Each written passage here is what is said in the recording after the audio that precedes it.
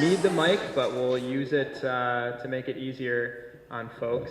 If you come up and it's too tall or short, there's a little knob here and you can adjust on your own. So I'm Jamie. I am the Executive Director of Friends of the Arts.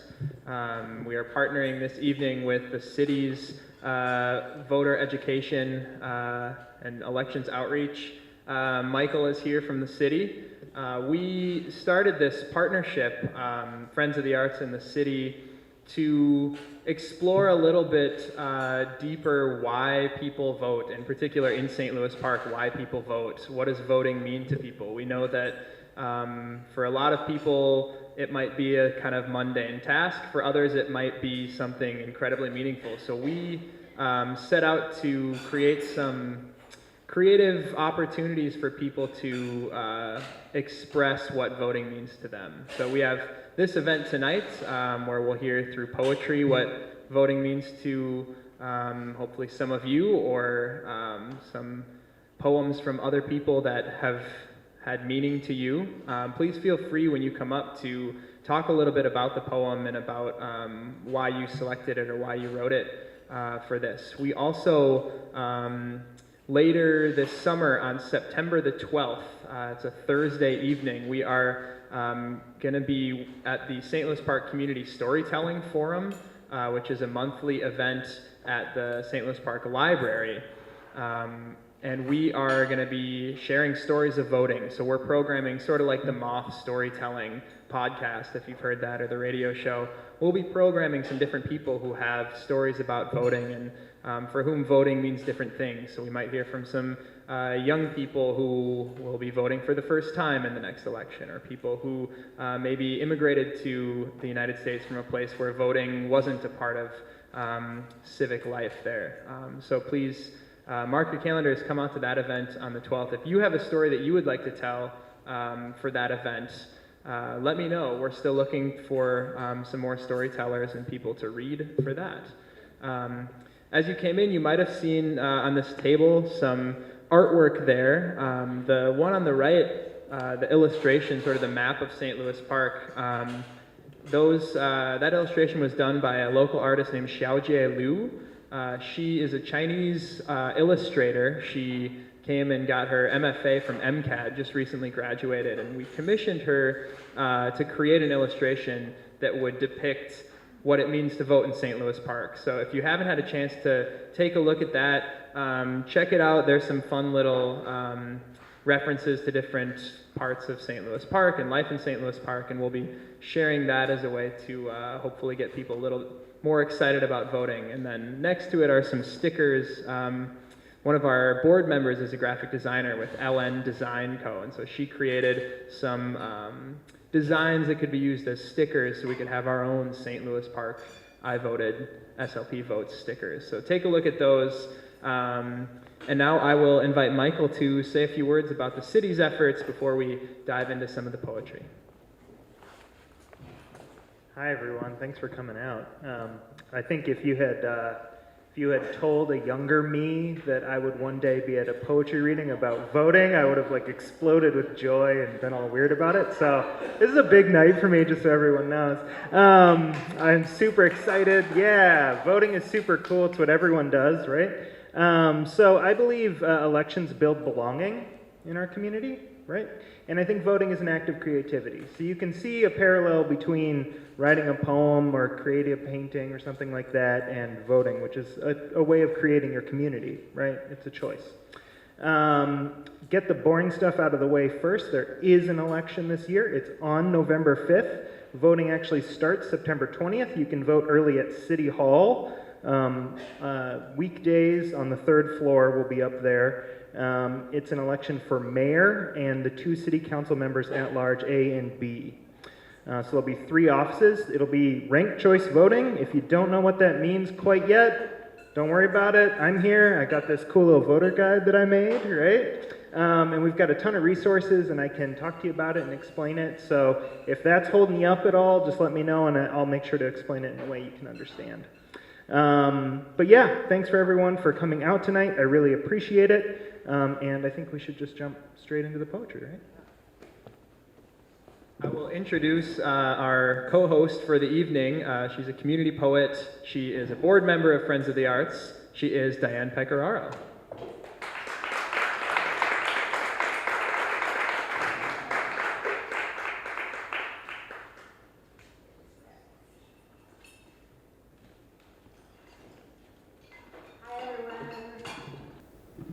So I got so excited about the topic of voting that I decided to try some slogans. So I'm going to test them on you, and you can tell me which ones are good. Just show your hands. If you really love one, just say that's so good and hold your hand up. All right, ready?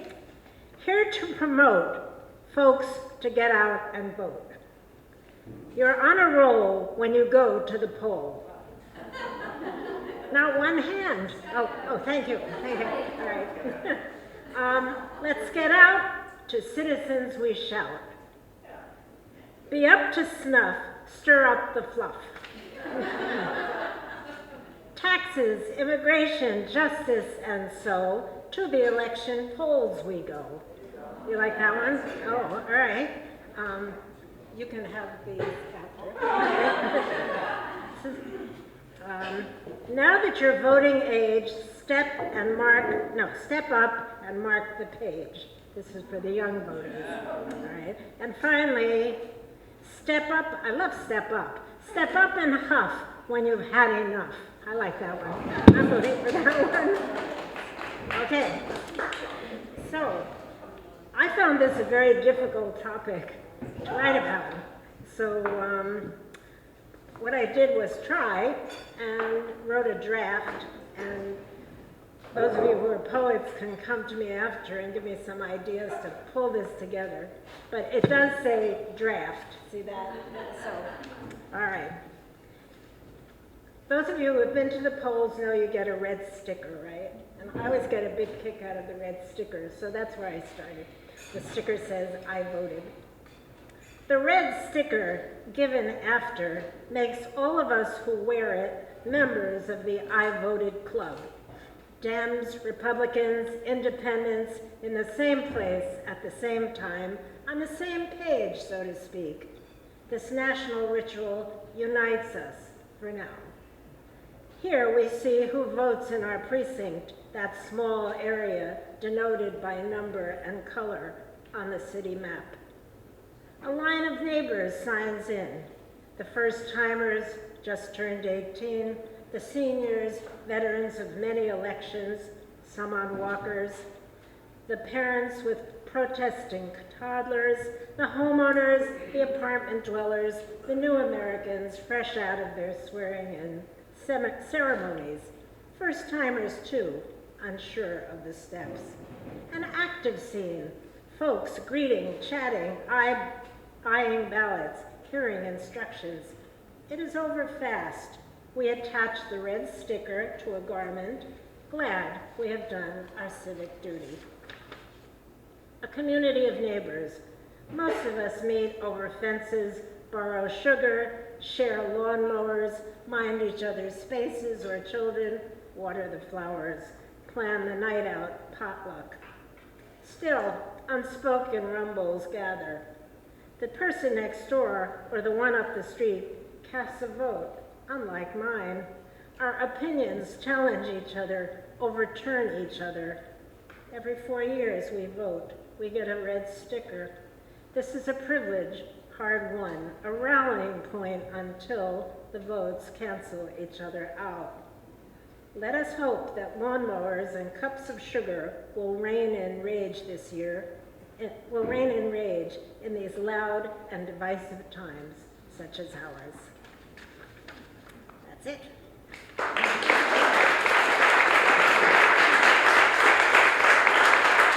And I am seriously open to any suggestions to make that work. So, our next reader is Dave Dilong, or DeLong? Signed up in advance, and I don't think He hasn't shown up yet. Has made it yet. And Holly Weeks is next.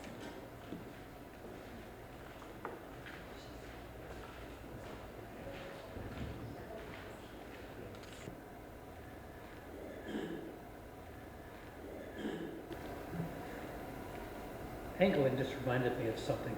All take your index finger, make a little clockwise circle over your head. You got to look at it, make sure it's going clockwise. Keep it going and bring it down below your chin. Look at it. Which way is it going? Democrats see it like Republicans see it like this. Can you all hear Holly? No. Okay. You might have to raise it. Yeah. I'll do it again. I'm not going to do that again, though. We just celebrated landing on the moon, right? And I think we should celebrate by planting 1 trillion trees so Earthscape doesn't look like Moonscape. And that's how I vote. With a flood of sound, the revelry of feathered neighbors drew me out of the well of night into the laughing arms of dawn. And that's what I vote. I vote for the trees and I vote for the birds. I just heard about this, so I wrote something today. And if it comes from your heart or comes from your head, it's so difficult to merge both together.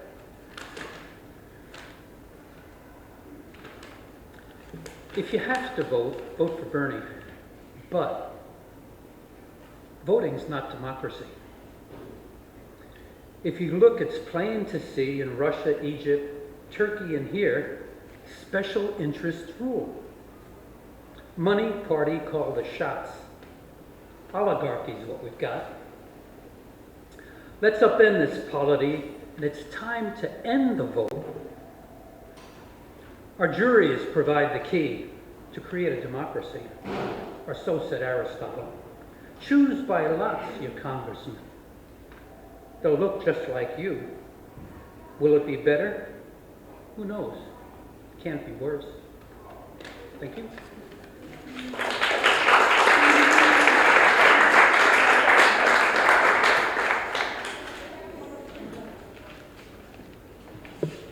Somehow I have a feeling that many of us were writing today on little scraps of paper, trying to make poems about voting.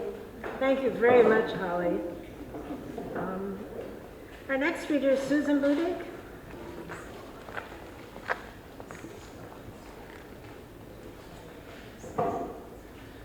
This poem is loosely related to voting. It's more related to following blindly. Delusional illusion. Tip the glass and pour it down. You join 1,000 others. Around your lips, salt draws a frown as you hold hands with your brothers. You join 1,000 others with delectation in your eyes. As you hold hands with your brothers, you trust Jim Jones to tell no lies. With delectation in your eyes, your throat tightens and you reel. You trust Jim Jones to tell no lies, but you're surprised at what you feel. Your throat tightens and you reel. Abruptly, your world contracts, but you're surprised at what you feel. Shouldn't death be more abstract?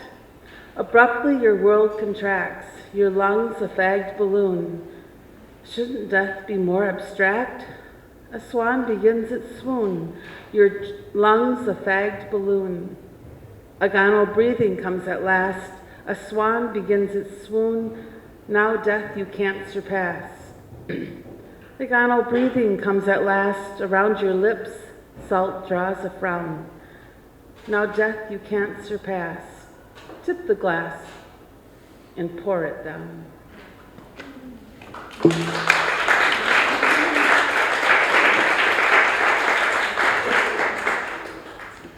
Thank you, Susan.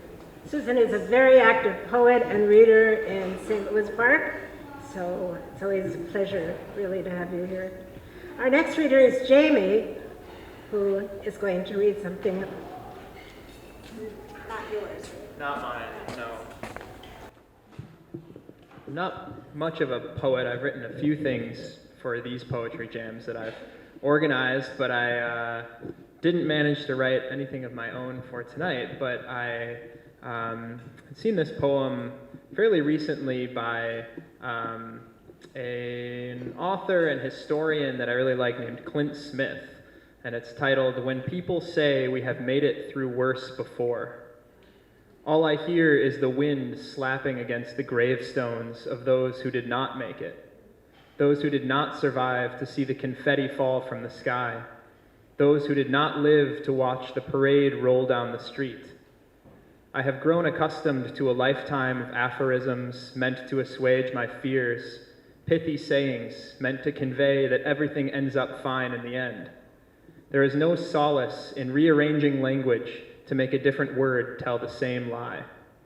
Sometimes the moral arc of the universe does not bend in a direction that will comfort us. Sometimes it bends in ways we don't expect, and there are people who fall off in the process. Please, dear reader, do not say I am hopeless. I believe there is a better future to fight for. I simply accept the possibility that I may not live to see it. I have grown weary of telling myself lies that I might one day begin to believe. We are not all left standing after the war has ended. Some of us have become ghosts by the time the dust has settled.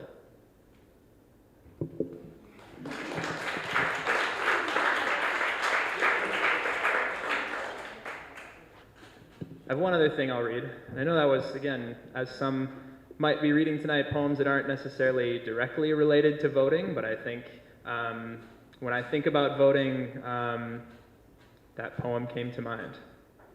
This next one is actually not a poem. There is an organization called Citizen University, and their founder, Eric Liu, is a writer, and he delivers these civic Sundays where people show up, and it's sort of based on the model of a church service, but it's just about community and civics, and he delivers these sermons. And so this is an excerpt from one of Eric Liu's civic sermons titled Faith in Each Other.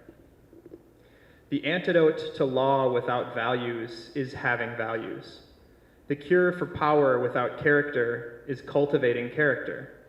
And when I say have values, I mean reflect upon and codify your core beliefs as a citizen. Not with single nouns like freedom and justice and equality, though those are, of course, foundational. I mean fuller statements of creed. Here are a few that I believe. Society becomes how you behave. We're all better off when we're all better off. There's no such thing as not voting. True patriotism means my country, when right, to be kept right, when wrong, to be set right. You're not stuck in traffic, you are traffic. As these distillations of our creed remind us, justice is not an outcome. It is a perpetual effort to set things right. Freedom is not the removal of all restraints on our appetites. It is the acceptance of restraints and of a duty to participate. Equality is not about pillaging and polluting as much as the next guy. It is about acting as if you were the next guy. I urge you, when you go home today, to think about your own civic creed, to share with your family and friends the values that form how you live in public. Maybe you value individual liberty more than I do, or are motivated by greater mistrust of authority. That's great. Know what you believe and why. As you deepen that process of discernment, you will be able to choose mindfully when circumstances demand it.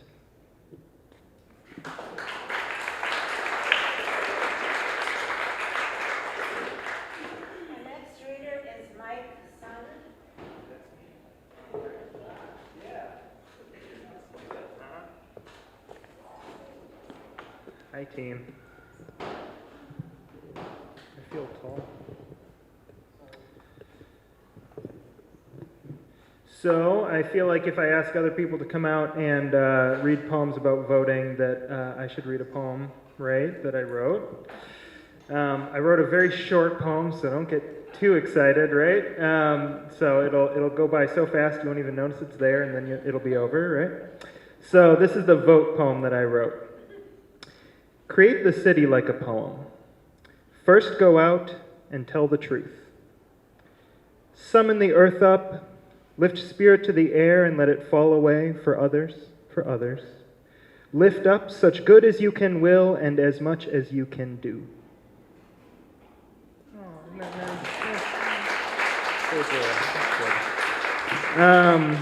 And then I just wanted to read a poem by somebody else because other people do it so much better. So this is a poem. It's called Praise Song for the Day. You may have heard it before. It was read at the inauguration of the president in 2009. So it's an occasional poem, right? And it's kind of about that time when the election is over and why did we do all that sort of stuff. So it's related to voting, right? It goes like this. Each day we go out about our business, walking past each other, catching each other's eyes or not, about to speak or speaking. All about us is noise, all about us is noise and bramble, thorn and din. Each one of our ancestors on our tongues. Someone is stitching up a hem, darning a hole in a uniform, patching a tire, repairing the things in need of repair. Someone is trying to make music somewhere. With a pair of wooden spoons on an oil drum with cello, boombox, harmonica, voice. A woman and her son wait for the bus. A farmer considers the changing sky. A teacher says, "Take out your pencils. Begin." We encounter each other in words spiny or smooth, whispered or declaimed, words to consider, reconsider. We cross dirt roads and highways that mark the will of someone and then others who said, "I need to see what's on the other side. I know there's something better down the road. We need to find a place where we are safe. We walk into that which we cannot yet see. Say it plain, that many have died for this day. Sing the names of the dead who brought us here, who laid the train tracks, raised the bridges, picked the cotton and the lettuce, built brick by brick the glittering edifices that they would then keep clean and work inside of. Praise song for the struggle, praise song for the day, praise song for every hand-lettered sign, the figuring it out at kitchen tables. Some live by love thy neighbor as thyself, others by first do no harm, take no more than you need. What if the mightiest word is love? Love beyond marital, filial, national, love that casts a widening pool of light. Love with no need to preempt grievance. In today's sharp sparkle, this winter air, anything can be made, any sentence begun. On the brink, on the brim, on the cusp. Praise song for the walking forward in that light.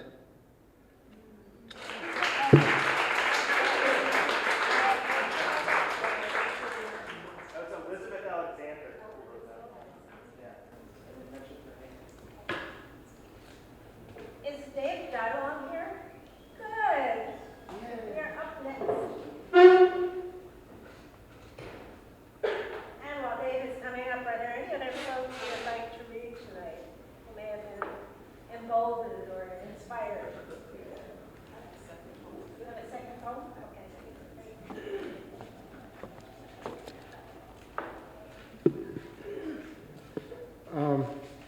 There was this one time when me and my wife were delivering papers in the hills, and I hit a biker. And well, this is about actually 14 years ago at jury duty. I wrote a poem called "Jury's Weight." It's not really related to voting, but it's kind of like voting. But what I'm saying is that I hit this bicyclist, and I was kind of really bad. I really was sad about it, but this is written 14 years ago. So, jury's wait. Jury's wait. What else is left to do? Anticipate. But if I'm late, I'm late. It's not like it's a date. There are more important excuses and deliberate calculations, which are nothing more than calculations. A computation of equations and essays of life failures and truths to the y degree, and X thus cancels out with that of signatures and odes of compromise. Surprise, surprise, here comes the sunrise. With one fell swoop of the hand, here comes tedious alarms, the showers, the brushes of teeth, the hurries of traffic, and the conversations of those stupid cell phones. What are we left of waiting? Our reading of gossip, the reading of faces, the many places of origin, coming together for one decision, waiting for that final sighs of relief, which are nothing more than one full day of the first day of jury duty. What's next but lunch, or the wage that will or will not be paid, or the reimbursement of lives wasted? But are those lives wasted, or are we left gaining something like extra chess or cribbage games, waiting your turn until both sides have fought to the bitter end of refuge, fueling up for the ultimate question gained on both sides, or that we actually have to come back the next day, So if I was late, call or someone else will be putting my name down on their calendar. Wait another time until the line meets to an official decision, like a verdict or that of an agreement. But what I was saying about the bicycles is I was just opening my door. I didn't actually hit a bicycle in the car. I just hit her with my door, and I felt bad about it. But in hindsight, I was just thinking about this poem. But I did write other poems at jury duty, but I don't, maybe some other time.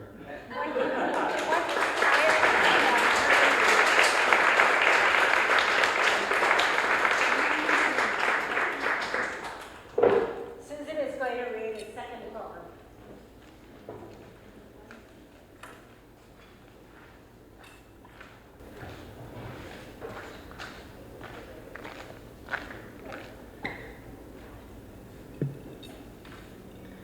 This high bun is perhaps more related to civil rights, but civil rights and voting are pretty close together. Dead at 39. I am no longer myself, but of a communal picture living at large. When I place my hands on the lectern, I feel voltage where none was before. The throng raises its voice, even as the well of my soul sinks deeper. I once stood at the foot of a mountain, but now climb to the pinnacle, its peak within reach. Metamorphosis, from colored boy to icon, the fruits of my thoughts. I am no longer fearful, though you fear me, fear my credo. I am not here to change you, but to reshape your worldview, as did my namesake 400 years ago. I also can list 95 reasons. 1, I am a human being. 2, my rights are equally guaranteed by the Constitution. 3, my wife gives birth to babies just as yours does. 4, I am not defined by the color of my skin. 5, no longer deny my self-same humanity. I am your brother. Memphis has become my Jerusalem. Hidden amongst the crowd lies a snake, which my heel cannot crush. This weight works itself into my face, trying to contort my message, but the weight will turn to buoyancy. My words will become golden. I stand now on the balcony, listening to a song in my mind. Take my hand, precious Lord. I see the snake. Victory flashes, sending me to the mountaintop. My dream is at hand.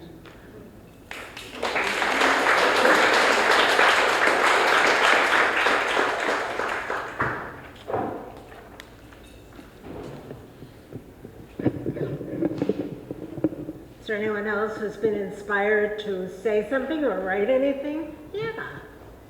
Go ahead. This reminded me of what happened when I was a kid. Voting was very important because they had the voting booth set up in the schools, so on voting day it was kind of exciting. And my dad was quite an active, he's a union organizer, and we were Roosevelt Democrats, on and on. So we're very vivid or livid in our voting. So when I got married and had kids, we lived down on 27th in Jersey, and I came home from work, and there was a ballot for more money for the school. More money for the school. So my boy says, "Daddy, can I go in?" And he'd already gone with his mother during the day, but he wanted to go again with Dad. Well, that was kind of cute. He wasn't even going to school yet. He's over 50 now. Oh. But it was still cute. So we walk up, Peter Hobart. I go in the booth, and he stands on my toes so we can see when it's a paper ballot. He wants to see what I'm doing. So I mark yes, and he says, "I'm telling Mommy she voted no!"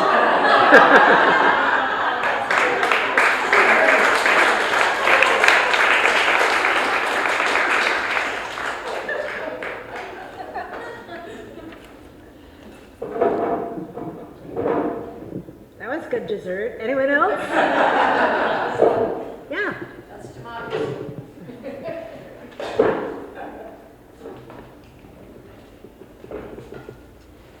What's your name? Ava? Ava Johnson? This is Ava Johnson. I'll sign it. I wrote this really quickly, so I'm sorry if it's a little bit of a mess. I haven't voted yet. I'm 17, but I can tell you what I've seen. And what I see is a room filled with animosity, people divided, proudly shouting or maybe hiding at what they've decided. But in the end, they all feel important.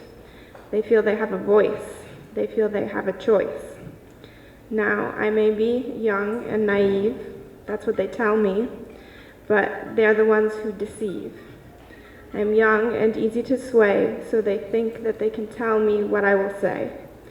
When on the 30th of May, it is suddenly decided that I have wizened, and I couldn't be more excited.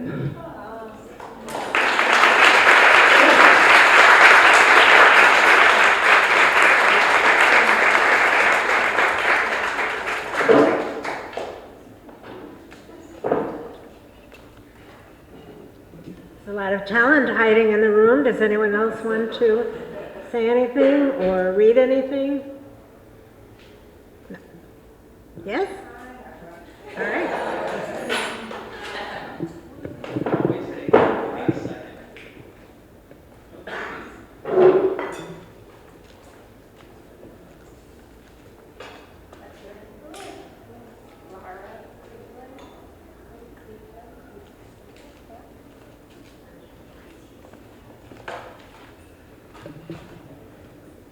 Okay.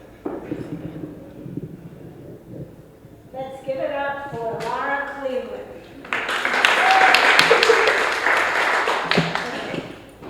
Also, recently written, so forgive me. I like that my vote is on paper. I can see my ballot. I can feel my ballot. Did I check the right box? Did I check the right box? Am I sure I checked the right box? I didn't check the box. Rather, I filled the oval fully and completely, neatly, completely, with the pen on a chain in the booth. I like that my vote is on paper. I want my candidate to win. I'm sure she would do the job well. I'm glad there's a backup of my carefully filled oval. In case of a tie, a malfunction, a mistake. I like that my vote is on paper. I can see it and feel it as I walk to the counting machine. One last glimpse of my choice as it joins all the others. What about those judges, though?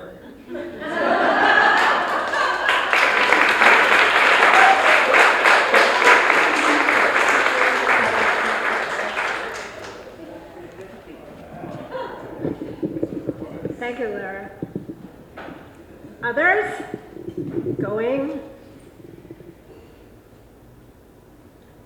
Nobody. Well, perhaps after. First of all, thank you to the few of you who came up after we signed up.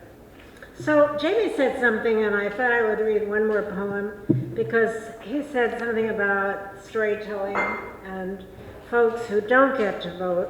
And for me, I've spent a lot of time in my life thinking about people who don't get to vote. So I thought I would read a poem called Red. And I wrote this poem on a prompt. I was in the university and taking a class, and our prompt was red.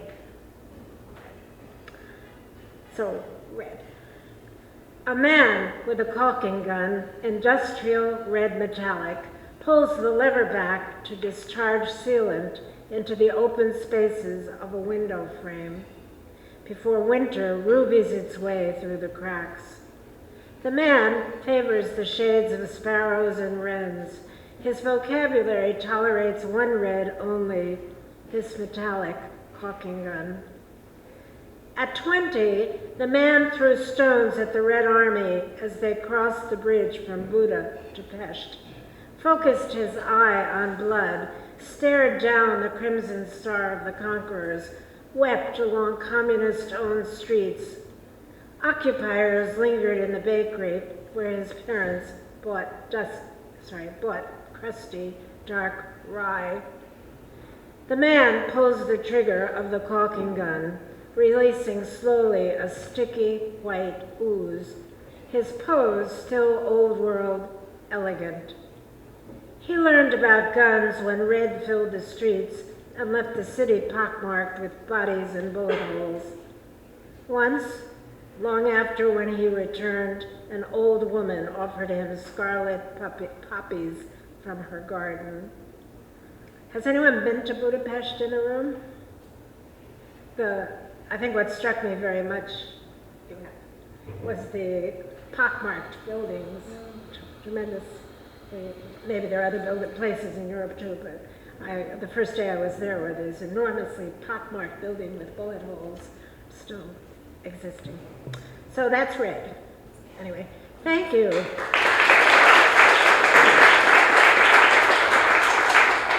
We have come to the end of the poetry portion, but you never know what's going to turn up in a few minutes. You're royal.